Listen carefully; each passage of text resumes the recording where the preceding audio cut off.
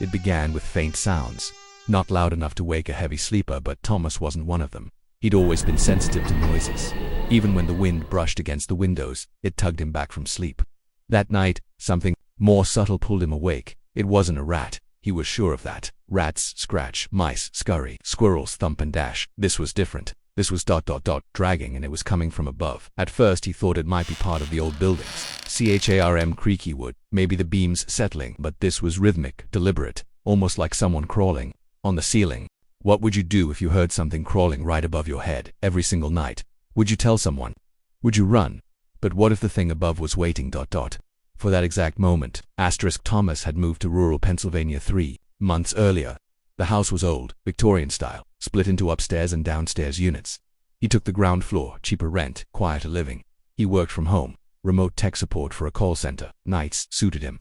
He liked silence. He liked being alone. The first week went by peacefully. A few creaks. Sure, the house was nearly 100 years old. Creaks were expected. But during the second week, something changed. It began around 3 a.m., a slow dragging noise above the ceiling. It moved across the bedroom, then stopped directly above his bed. He'd lie there, frozen, listening to the wood strain under unseen weight. Then nothing, silence. The next night it returned. Same time, same slow, slithering crawl. And again it stopped right over him. He told himself it was just his imagination. Maybe a raccoon got into the attic. But when he climbed up with a flashlight the next day, the attic was clean, empty, covered in dust, undisturbed, no footprints, no droppings, no signs of life. Yet every night, the crawling resumed. Always at 3 o'clock, always above his room. By the fourth night, Thomas couldn't sleep at all. He lay awake with his eyes locked on the ceiling, following the movement with his ears as it crawled from one side of the room to the other. Cree, eak. Cree, eak. He tried recording it with his phone, but every time he played the recordings back, all he heard was silence, just ambient room noise. He called the landlord. No one's ever mentioned anything like that before, she said, almost too quickly. The attic's been sealed tight since last spring. You sure it's not the pipes? Thomas wanted to believe her. He needed to, but the sounds didn't feel like pipes. They felt alive. That night he stayed up and stared at the ceiling until dawn. And when the crawling stopped, right on cue, he swore he heard a whisper. Not a word, not something he could repeat, just a breath. A breath from above. The neighbor a week later. Thomas caught a glimpse of his upstairs neighbor, or rather, the man who used to live there, Mr. Jacobson, an old man in his 70s who used to own the entire house. The landlord told Thomas he passed away 2 years ago. Heart attack, quiet, peaceful, died upstairs, but Thomas had seen someone just yesterday, a shape through the upstairs window, a man with white hair and a hunched posture. He asked the landlord again. No, Thomas, she insisted. The upper unit has been vacant since Jacobson died. No one's lived there since then. Who the hell did he see? That night, as he brushed his teeth, Thomas heard something in the bathroom ceiling. Tap, tap, drag. He stepped back slowly. Above him, the light fixture trembled, just slightly. He stared upward, heart hammering, and then the bulb burst. Darkness swallowed the bathroom. In the silence that followed, Thomas could hear his own breathing, and something else breathing from above. The Thomas started staying out late, sleeping in his car, avoiding the house, but the thing whatever it was, it waited. One night, exhausted, he returned home at 4 a.m. thinking he was safe, thinking maybe it gave up. He collapsed onto the couch, too tired to reach his bed, and that's when he heard it again, not from the ceiling, from the walls. It was crawling inside the walls now, behind the plaster, inside the bones of the house. It knew he was back. He pressed his ear to the drywall. For a moment, nothing. Then, suddenly a hand burst through the wall, inches from his face. Pale, long-fingered, cracked at the joints like dry wood. Thomas screamed and fell backward. The hand slithered back into the wall as if it had never been there. The drywall was perfectly intact.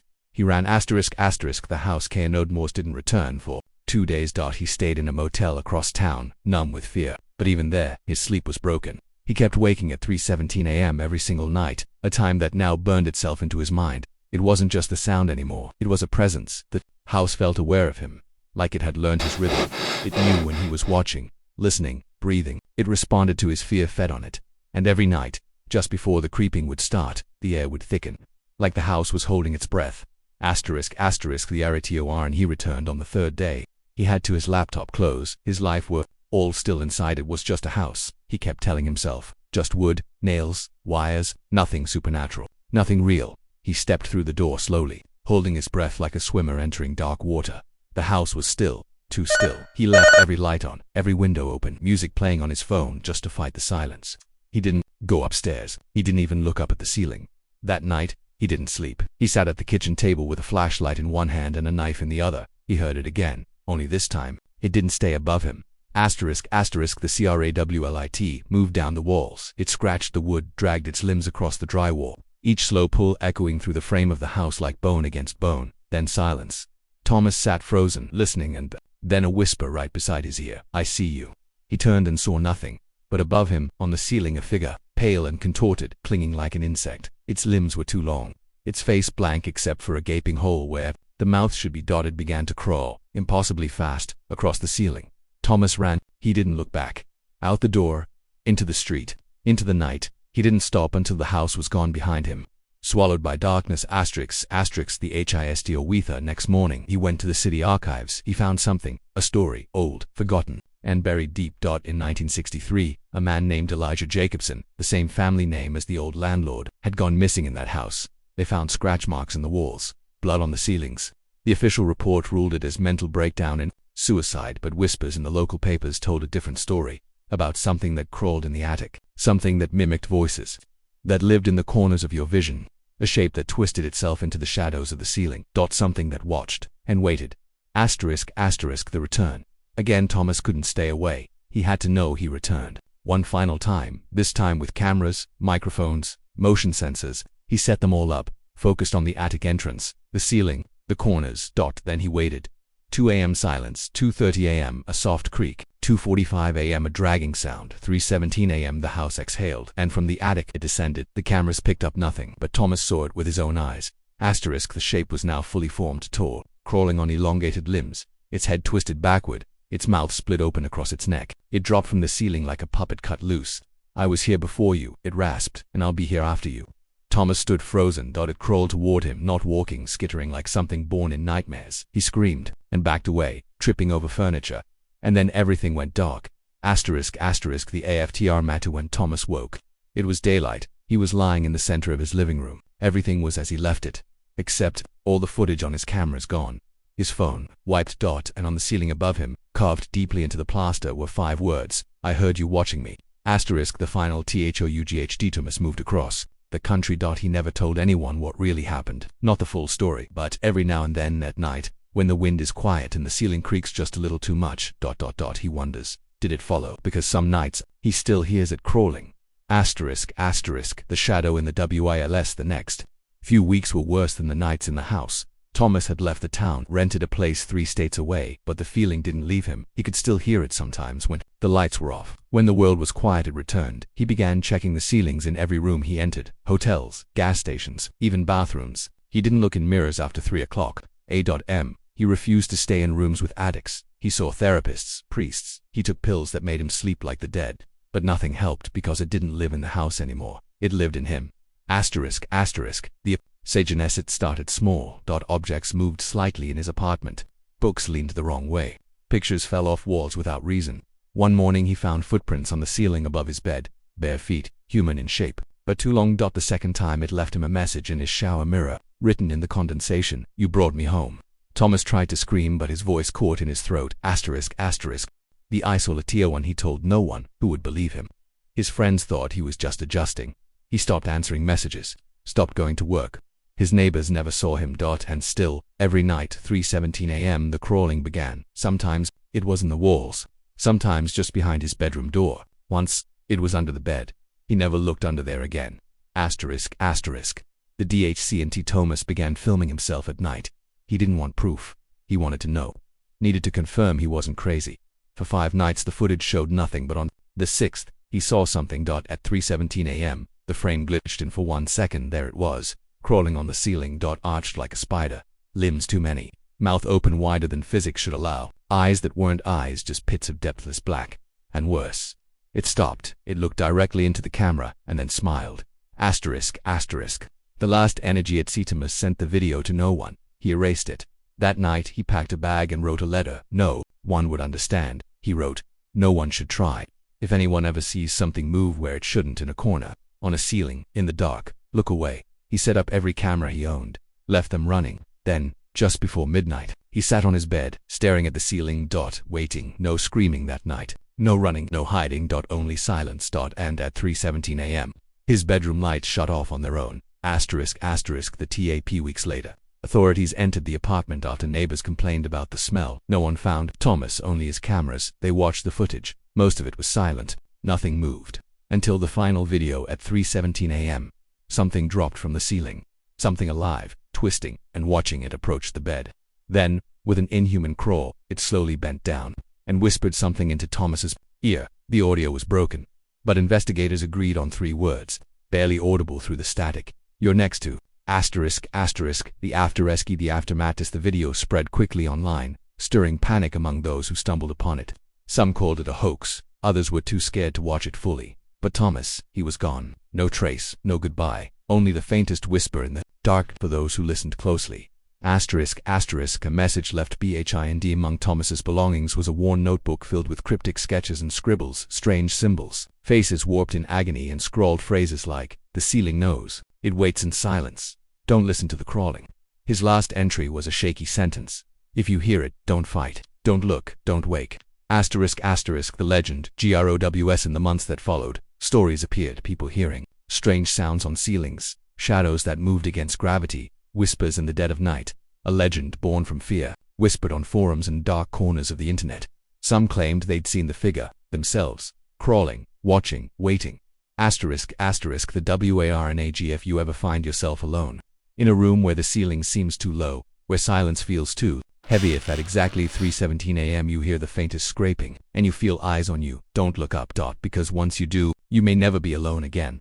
The return to the BGI. Months after Thomas disappeared, a curious young journalist named Emily found the old footage online. She was drawn not just by the terror, but by the unanswered questions, the missing person, the chilling warnings.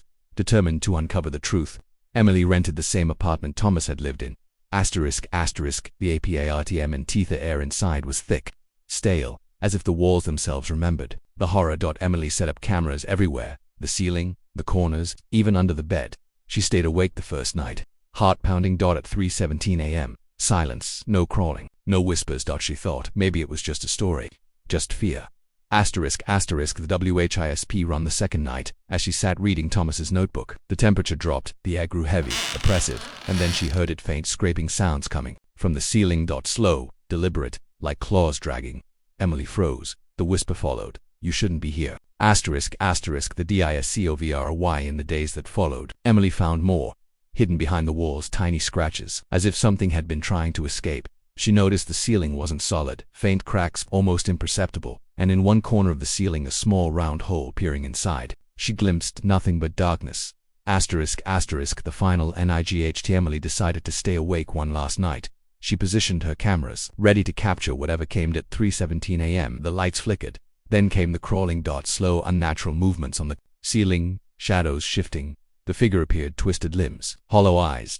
It stopped, looked directly at her, then whispered, "You found me." The ESCAP. Emily ran out of the apartment into the night, but as she reached the street, she heard it again, crawling, not from above, but behind her. Turning, she saw nothing. Yet the whisper was clear. "You're next." The end. The cameras in the apartment recorded everything, but Emily was never seen again. The footage remains, a warning for those who hear the crawling on the ceiling. Don't look up, because some things don't want to be found. The footage, LAKS. After Emily vanished, the footage she captured was leaked anonymously to a dark web forum. The grainy videos showed shadows twisting on the ceiling, the crawling figure inching closer, the flickering lights, and Emily's terrified face. Viewers reported strange sensations, chills, a feeling of being watched. Some claimed their ceilings creaked at exactly 3:17 a.m. The LEJC with apartment was abandoned, condemned by the city due to structural issues, but locals whispered the truth. The building was cursed. People who lived nearby reported nightmares, strange noises, even glimpses of the crawling figure reflected in windows. The warning in the DARK. One night, a group of friends dared to enter the apartment. They brought cameras, flashlights, bravado. At first, nothing happened. But as the clock neared 3:17 a.m., the atmosphere shifted. The air grew cold, breath visible. The ceiling creaked. The scraping began. The horror. The friends huddled, frozen, as the crawling figure appeared again. But this time, it wasn't just on the ceiling. It seemed to move through walls, whispering in voices, not its own. One friend screamed, then vanished, as if swallowed by the shadows. Asterisk, asterisk, the curse, SPRADS. After that night, reports of similar crawling noises appeared all over town. People became paranoid, checking ceilings obsessively. Some left their homes, never to return. The legend grew beyond a single apartment. It became a haunting presence, a creeping evil, unseen but deeply felt. Asterisk, asterisk, the final THOUGHT. You hear the crawling on your ceiling. If you feel cold breath on your neck in the dead of night, remember, some horrors are patient. They wait, they watch, and when the time is right, they catch you. Asterisk, asterisk, the investigation. BGINS Detective Harris was assigned to the case after the disappearance of Emily and the strange events around the apartment. He was a skeptic, a man of logic, but even he couldn't ignore the mounting evidence. Visiting the apartment, he felt an overwhelming heaviness, as if the air itself was thick with dread.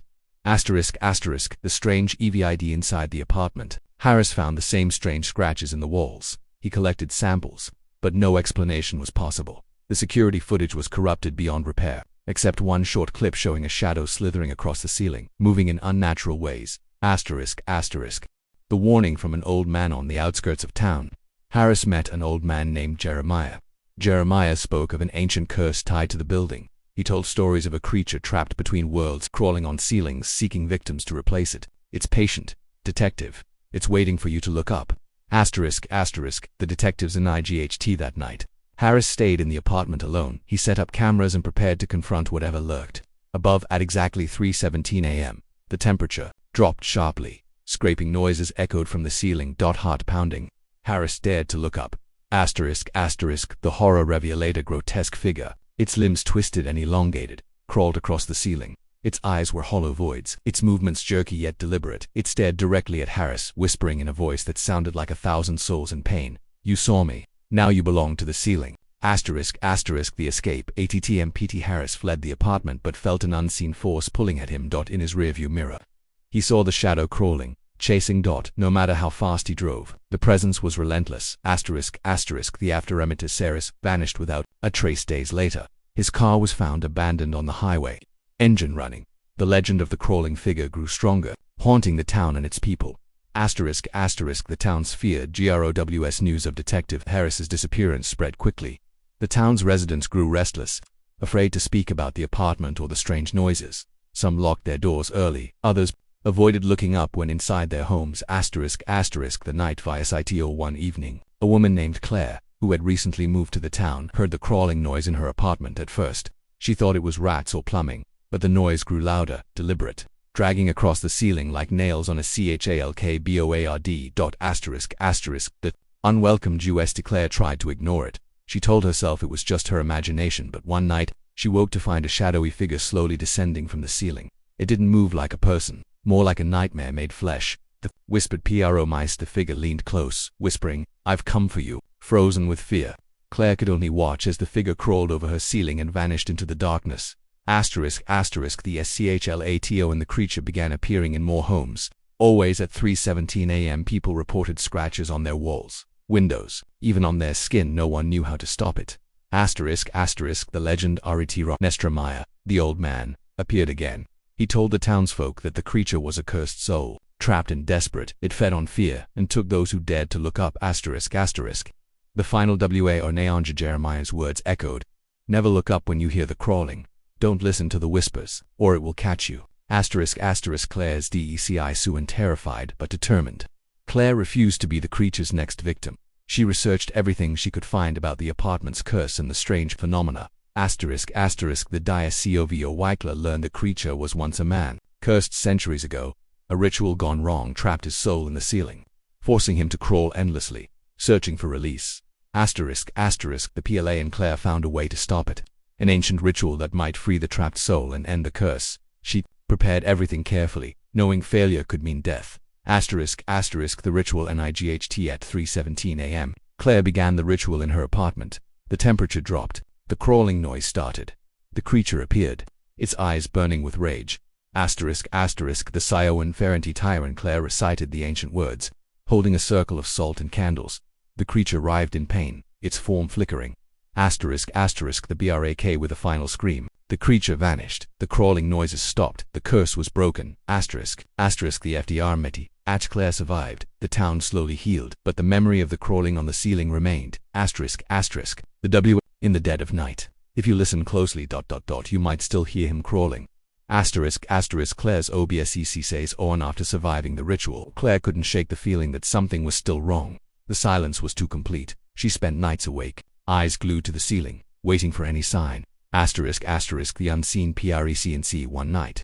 As rain tapped softly on the windows, Claire heard it again, the slow, deliberate scratching. But this time, it wasn't coming from the ceiling, it was beneath the floorboards. Asterisk, the Discovery BLOWXC pried up a loose floorboard to find a narrow crawl space.